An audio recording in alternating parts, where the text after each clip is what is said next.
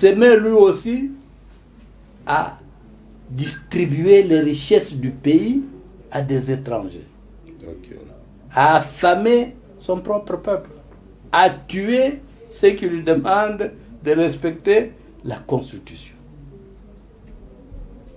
Mais qu'est-ce qui se passe dans la tête des nègres? Encore des nègres. Oui. Qu'est-ce qui se passe dans nos têtes? Parce que là se pose la question, mais à qui croire? En qui faire confiance? Vous êtes dans l'opposition, vous tenez un discours, vous venez au pouvoir, le discours change. Vous faites le contraire. Mais les pauvres autres Congolais, vos compatriotes, continuent aussi à vous faire confiance. Simplement parce que vous êtes de leur tribu. Tous ces revirements-là, ça ne compte plus. J'ai souvent eu l'occasion de dire à des amis et même à mes étudiants, lorsque Dieu est fâché contre vous et qu'il décide de vous punir, il vous envoie naître au Congo. Professeur, vous êtes méchant. Non. Vous êtes méchant. Pourquoi une telle déclaration? Messieurs. Ça, donc nous tous qui sommes ici, nous sommes la conséquence nous sommes de la colère de Dieu. Nous sommes punis. On méritait d'être ailleurs. Messieurs, comment vous pouvez expliquer non. que dans un pays, vous allez ici à Kingabwa, quand il pleut, l'eau du fleuve monte, les poissons partent du fleuve, entrent dans les marmites par eux-mêmes. Mangez-nous. Hein? Oui. Mais on souffre de faim. On mange l'impiodi. Nourriture pour bétail. On ne se gêne pas. Comment vous pouvez expliquer qu'avec tout ce que nous avons comme minerais, un Libanais qui vient ici, pieds nus, en culotte, après 6 mois, il est milliardaire. Il commence à coopérer avec le gouvernement. Mais le Congolais, universitaire, etc., il est difficilement payé. Il ne connaît même pas sa date de paye à l'université là de Kinshasa. Il est payé de manière horoscopique. Hein? On soustrait son salaire, impôts, RAM, tout ça, etc., etc. Et à la fin, il a encore quoi? Il n'a plus rien. Mais ça, vous dites ça, c'est quel type de pays ça? Où les dirigeants enrichissent les étrangers et appauvrissent de plus en plus les nationaux. Vous appelez ça quoi? Et ces nationaux appauvris chantent et dansent. C'est ça c'est le contraste. De toutes les façons, Oui. puisque nous devons libérer l'antenne, je renvoie les Congolais, qu'ils soient contents ou qu'ils ne soient pas contents. Je ne suis pas venu, moi je n'ai pas été créé pour vous flatter. Je sais que je mourrai un jour, je vais mourir, mais je ne veux pas mourir comme une poule. Hein? Mourir et aller dans une marmite. Je vous invite à lire très attentivement la thèse de doctorat d'un jeune Libanais qui est né au Congo,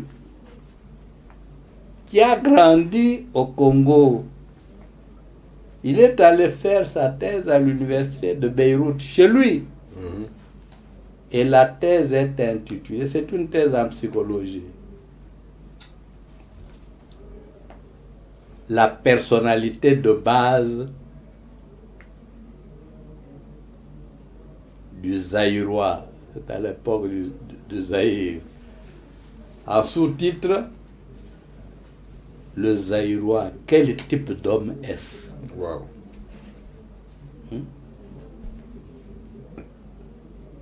Il n'est pas le seul à se poser cette question-là.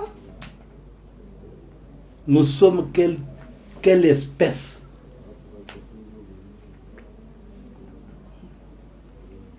Dans beaucoup de pays de l'Afrique de l'Est, ici, vous trouvez beaucoup de quartiers Congo-Zoba. Congo-Zoba. Hein?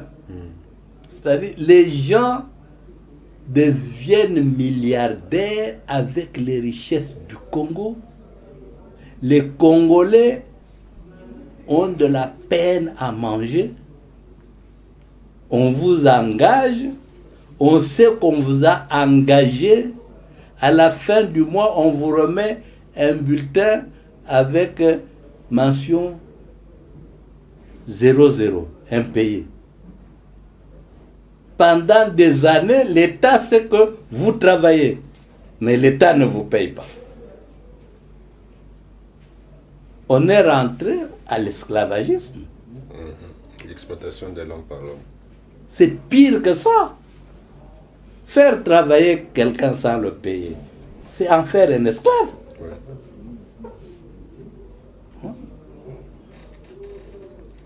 Ça, c'est nous-mêmes, 61 ans après l'indépendance. Pourquoi nous avons chassé les Belges? Pourquoi nous les critiquons? Parce que nous n'avons même plus de routes. Nous n'avons plus on n'a plus d'hôpitaux. d'infrastructures, il n'y a pas des hôpitaux. Tout se détruit. Mais chaque jour, on parle. Chaque jour, le gouvernement change. Les ministres changent. Un ministre de l'infrastructure, ministre de. Bon, les Angolais vous polluent vos eaux, ils vous tuent. Vous faites des discours, au lieu de résoudre le problème, d'arrêter cette affaire-là, vous dites, mais on va discuter diplomatiquement. Et c'est combien de missions ministérielles sont descendues à Chikaparaba pour aller voir quoi, alors que vous voyez que les gens meurent. Hein? Et les mêmes Angolais là disent, oui, mais vous aussi, vous nous tuez avec la pollution du pétrole. Hein? Nous sommes même incapables de nous défendre contre les Africains. Entre nous. Professeur, allez-y comprendre. Je préfère suspendre là-bas. Allez-y comprendre que le professeur Kalele, il est correct dans ce qu'il dit. Des fois, ça énerve de vivre ces contrastes-là. Un pays béni dont la population est pauvre. Ça énerve des fois. Curieusement, c'est le même discours que les politiques nous amènent pendant la campagne électorale. Nous allons exploiter nos richesses, nous allons faire des Congolais des millionnaires, des milliardaires, ainsi de suite, patati patata. Mais à la fin, on travaille plus pire que les régimes qu'on a critiqués autrefois. Et professeur, revenons un peu sur l'aspect de la Constitution.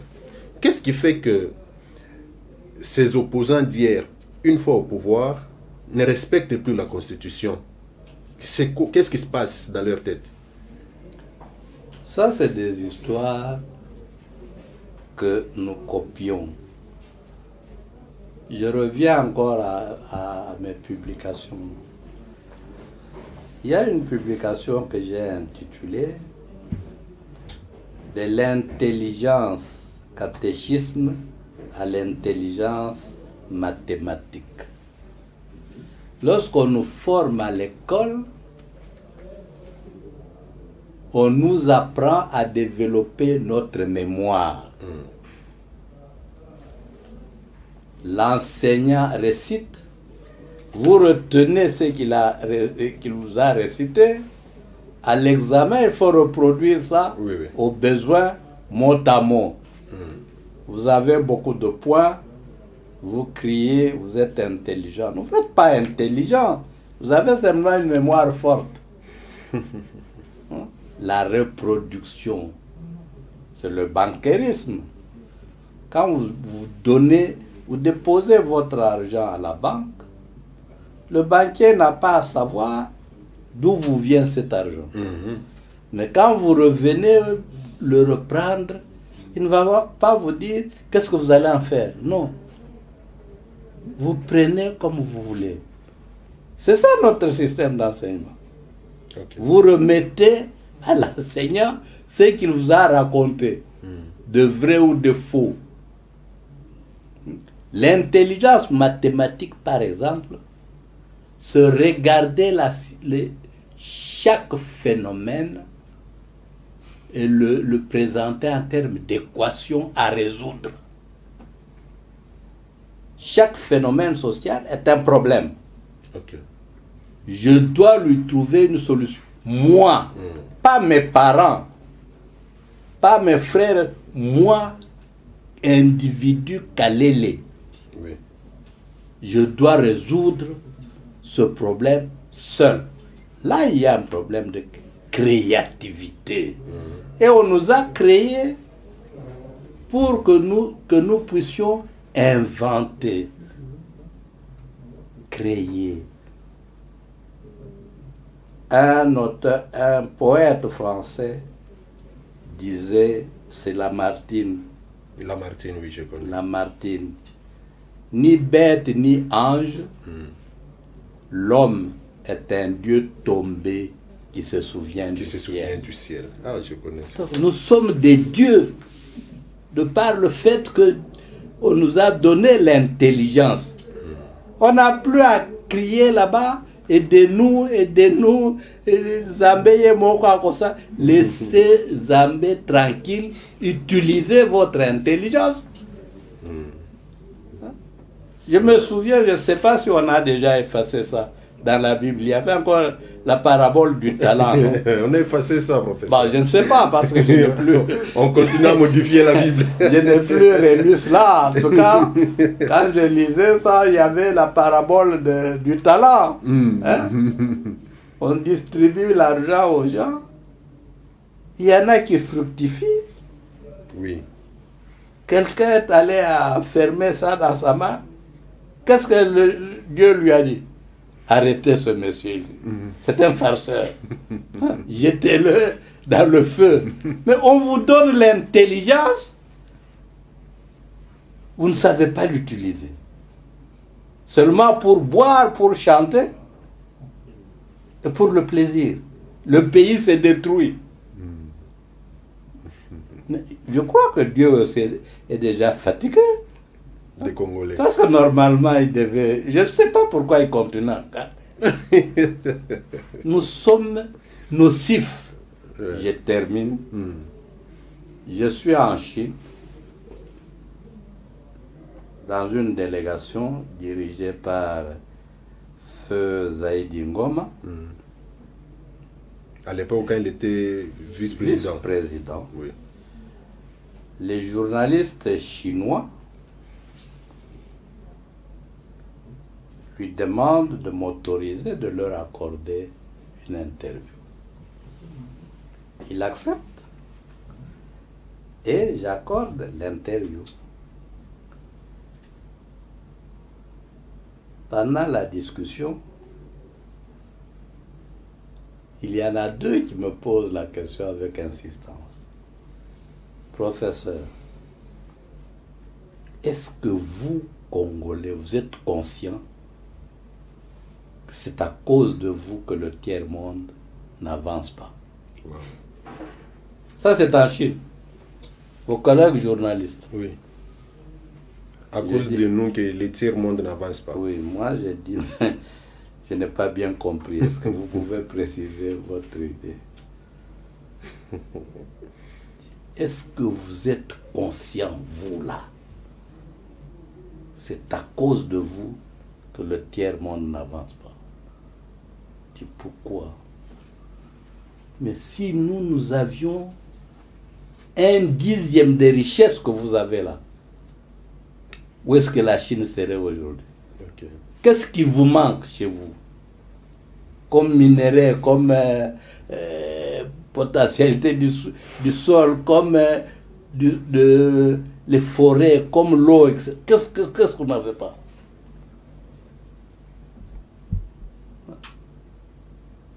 C'est comme quelqu'un qui dirait, Dieu, après avoir créé le monde, les anges lui ont dit, faisons quand même une visite d'inspection. Quand on arrive à l'étape du Congo, les anges restent derrière, le laissent un peu avancer. Il y en a un qui est courageux, dit, chef, est-ce qu'on veut vous poser une question? Dieu, allez-y. Ah non, à ce pays, vous avez quand même un peu trop donné. Dieu sourit. Il avance puis il se retourne. Tu sais, c'est vrai. Je me rends compte que j'ai trop donné. Mais ne vous en faites pas. Vous allez voir quel type d'homme je vais y mettre. Il a mis les Congolais. Non, ça c'est très fort. C'est très fort, apparemment, les Congolais commencent à énerver. Ça énerve les intelligences. Nous allons évoluer avec la question du coup d'État en Guinée. Après, nous allons terminer par la marche que la MOCA organise ce mercredi 15 septembre. Oui, on va, je crois, il faut une autre émission spéciale sur le problème des coups d'État en Afrique. Pourquoi on y revient? Oui, parce que toutes les constitutions condamnent. Hein? Oui. Pourquoi on y revient maintenant? Prendre le pouvoir. Et ceux qui reviennent, c'est des jeunes militaires. Oui, mais formés à l'extérieur. Oui, formés à l'extérieur ou à l'intérieur, etc. Mais quand vous avez vu comment on acclame celui de Guinée là-bas. Doumbouya. Vous avez vu comment on a acclamé Camara. Dadis Camara. Vous avez vu comment on a acclamé celui avant lui du Mali. Sadogo, etc. Oui. Comment on a acclamé Sankara. Hein? Pourquoi les gens, la population est-elle contente quand il y a un coup d'État par un jeune militaire? Alors que toutes les constitutions condamnent la prise du pouvoir par la force. Pourquoi la CEDEAO, pourquoi l'OUA, quand les chefs d'État tripatouillent, détruisent leur pays, la CEDEAO, l'OUA, la SADC ne disent rien. Quand il est évincé, la première réclamation, libérez-le. Pourquoi? C'est à quel jeu nous jouons là-bas? C'est ça. Hein? C'est pour cela que beaucoup de gens en relations internationales disent que l'OUA, là, c'est un syndicat de dictateurs. Ils sont en train de se défendre. Ils détruisent régulièrement parce que tous leur pays. La situation pourrie au Mali, vous voyez, le peuple dit, ce monsieur ici ne mérite plus de continuer à nous diriger. Nous le mettons de côté. Non, laissez-le continuer à détruire. Encore une fois, c'est la question du nègre. Encore une fois, la question du nègre revient. Bon, on peut parler de la marche. Oui, l'actualité, cette semaine d'ailleurs, c'est la marche qu'organise la plateforme La MOCA. Vous faites partie de La MOCA, professeur. Vous allez prendre part à cette marche. Absolument. Je vais prendre part. Pourquoi avoir choisi le 15 septembre? Dans sa conception et dans son exécution. Ok. Pourquoi avoir choisi le 15 septembre? Parce que ça coïncide avec la rentrée parlementaire. Non. de toutes les façons, les motivations, ce n'est pas un problème de date. Le problème fondamental, vous avez vu que la Mouka, dernièrement, c'était chez les jésuites là-bas, au CEPAS, a présenté son calendrier électoral. Oui. Électoral. Il avait déjà présenté sa feuille de route, etc. Oui. Il y avait une série d'actions alignées, dont même une conférence de presse avec un entretien avec les étudiants des instituts supérieurs au collège Boboto. Et la marche faisait partie de ces actions-là programmées par la MOCA. C'est pour lutter contre la politisation de la CENI. C'est un problème réel. Hein? Quand vous lisez l'avant-propos de notre Constitution, c'est nous tous à Sun City, et avec les Blancs et d'autres Africains, qui avons fait ce constat. Depuis son accession à l'indépendance, le Congo n'évolue pas. Il va de crise en crise. Nous avons convenu ensemble pour dire, par la cause de cette crise, c'est le non-respect de la Constitution. Ensemble, nous avons dit, pour sortir de cette crise, respectons notre Constitution. Ayons des institutions crédibles, légitimes, ayons des animateurs choisis par le peuple et non plus imposés par le peuple. Nous sortons de Sun City. Les premières élections en 2006, en route, nous nous forçons d'oublier ce que nous venions de décider. 2006, on nous impose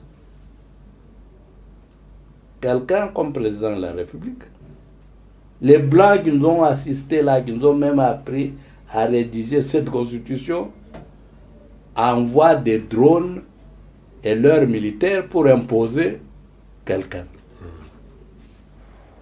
On prend un abbé, on l'enferme dans un char, il proclame les faux résultats la nuit.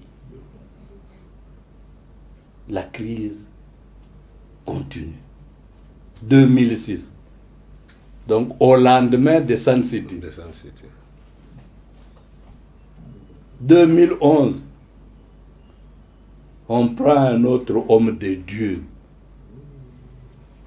Ngoï Moulound, qui est en prison maintenant là. Oui, monsieur.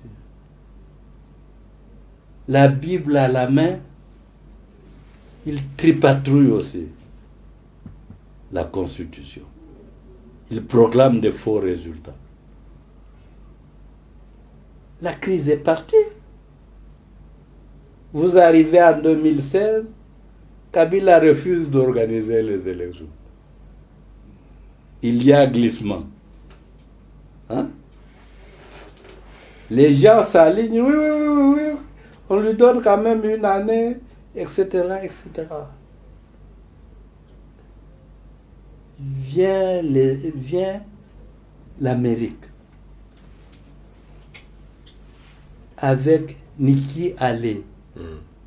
Nous avons notre constitution que nous avons votée par référendum qui limite le nombre et la durée de mandat d'un président de la République.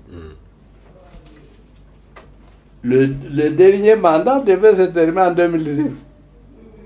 La femme là, envoyée par les Américains, vient vous dire non.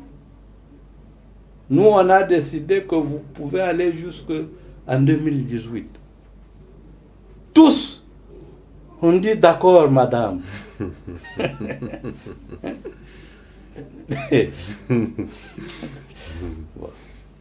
Donc, la marche du 15, c'est pour protester et tirer une sonnette d'alarme contre la perpétuation de la crise par la violation de la Constitution.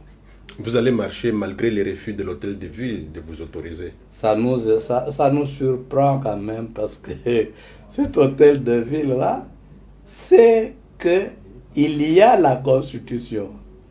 La Constitution admet l'existence d'une opposition, reconnaît les droits de l'opposition, les actions de l'opposition, dont la marche, les sit-ins.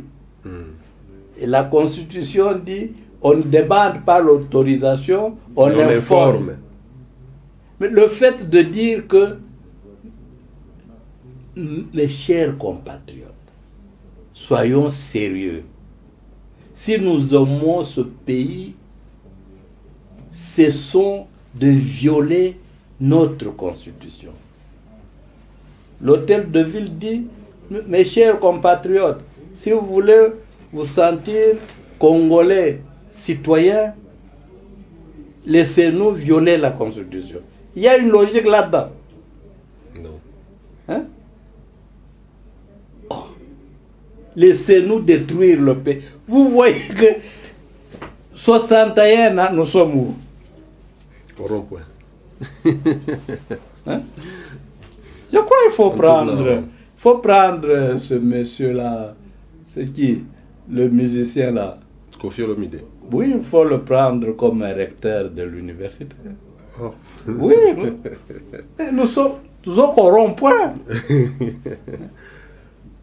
Qu'est-ce qu'il y a de mauvais dans cette marche où on rappelle, nous avons trop gaffé, notre pays ne fait que s'enfoncer dans la crise,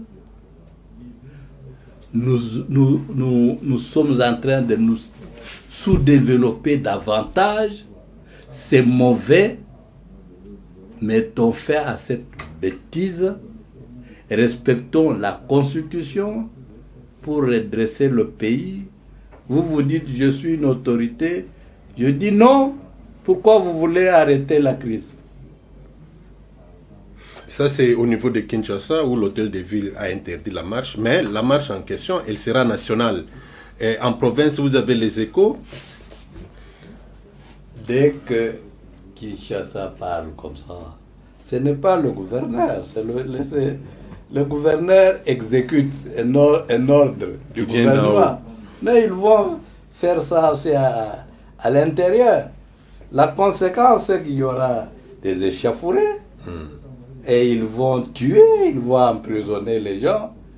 Donc, des autorités qui disent laissez le pays se détruire, laissez le pays se sous-développer, laissez-nous continuer à violer la Constitution. Nous, ça nous dépasse. Est-ce que réellement nous aimons ce pays? Bon, ça, c'est vraiment une question que normalement beaucoup de Congolais posent aux politiques. C'est pour cela la diaspora, la Moka diaspora est allée saisir officiellement la CPI pour mettre en garde le pouvoir en place au cas où il y aurait des échauffourées comme vous dites là. Oui, c'est une action des Congolais conscients parce que, comme je l'ai dit, même si Dieu est là, il arrive un moment où il ne nous comprend plus. En posant vos questions là, j'ai senti que vous devez avoir fait les humanités gréco-latines. Vous connaissez les mouches. C'est écrit sous forme d'une pièce de théâtre, Oui. par Camus. Oui. Camus, un Français né en Afrique du Nord, existentialiste, écrit les mouches. Dans les mouches, ils disent quoi? Vous avez des acteurs principaux, Agamemnon et Oreste, et le dieu Zeus. Zeus, oui. Agamemnon est roi. Il le tue, il terrorise tout le monde. Tout le monde en a assez, mais personne n'ose lever le petit doigt. Mais Agamemnon a épousé la femme, la mère de Oreste. Hein? Il est son enfant adoptif. Vous êtes mon père parce que vous avez épousé ma mère, mais vous faites quand même un peu trop souffrir les gens. Oreste se décide, il le tue Agamemnon. Quand il revient, Dieu l'interpelle. Qu'est-ce que tu as fait toi là-bas? Tu tues un être que j'ai créé? Il dit, oui, je l'ai tué. Il dit, non. Pourquoi tu as fait ça? Mais il ne fallait pas me créer libre. Dieu répond, mais je t'ai donné ta liberté pour me servir. Dommage. À peine ne l'as-tu donnée qu'elle s'est retournée contre toi. Nous n'y pouvons plus rien. Ni toi, ni moi.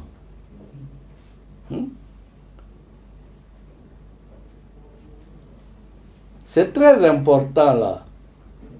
Ce grec-là va juste à se révolter contre Dieu pour la conquête de sa liberté. Mais ça ne se passe pas seulement chez les Romains, chez les Européens. Quand vous allez dans la mythologie africaine ici, chez les Basonge, il y a ce qu'on appelle Kalomboa Mouifanye. Les Baluba du Kassai parlent de Mikomba Kaleo, Kayen de Moudifou. C'est-à-dire quand il y a exagération d'une situation, les gens arrivent à se révolter même contre Dieu. Okay. Ici, nous avons trop violé la Constitution. Ça ne marche pas, le pays ne fait que s'enfoncer. Un groupe de Congolais, constitutionnellement, parce qu'il y a un article que vous avez le devoir de vous opposer à quiconque prend le pouvoir par la force ou dirige en dehors de la Constitution. Les Congolais disent non, nous avons trop violé, arrêtons. Vous vous dites non, moi, du haut de mon pouvoir, je dis continuez à violer la Constitution. Continuez à détruire le pays. Il n'y a que vous qui pouvez comprendre ça. Nous, nos intelligences sont limitées pour comprendre de tels individus.